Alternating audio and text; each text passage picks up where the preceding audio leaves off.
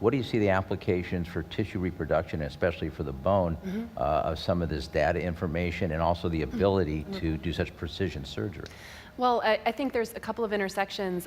From our perspective, one thing that we need to learn more about is how to implement things as simple as quality control. How do we map that towards a tissue production process in which your own cellular material is the starting point, right? So there's a lot of data that we're going to need to mine in terms of genetic profiling and correlating that with tissue quality and then coming up with analytics that we can then present to the FDA to show that, look, we've got prospective as well as post hoc analysis that show that we've got a good quality graft, likelihood for good quality graft.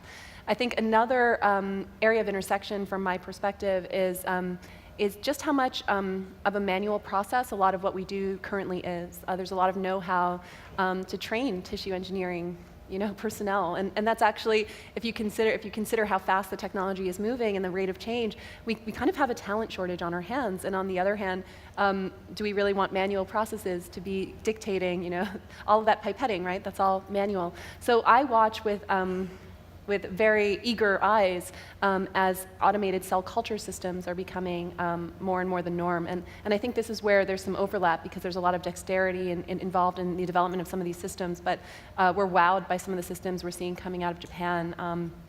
And then finally, in terms of the actual surgical interventions themselves, I didn't see on the list which category some of the orthopedic procedures would go into. That was actually my question, and in terms of the arthroscopies, like how would we best implant a tissue-engineered ligament, right, with 2 bone plugs on each side? What would be the best way to? We see EpiBone as kind of a cell delivery mechanism. Everyone knows that location, right? It's one thing to inject stem cells into the heart, but the heart's a very good pump and is really good at getting rid of whatever you put in there, right? So how do you think about hydrogels and delivery mechanisms that keep those stem cells where they need to be?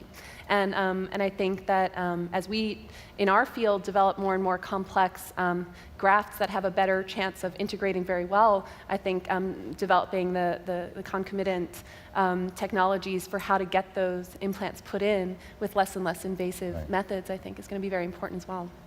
So Fred, I'll throw it back to you since Nina's asked the question. How are we going to use what you're doing in the orthopedic field and bone?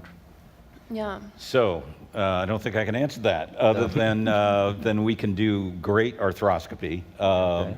But I would say, what's I think exciting about the capability is that, when you show up your first day of medical school, one of the things you hear is it's extraordinarily important to get good at a physical exam because all of medicine can be learned from one patient. Never quite understood what that really meant, but it is true that all the problems of healthcare in the world can be solved in one cell.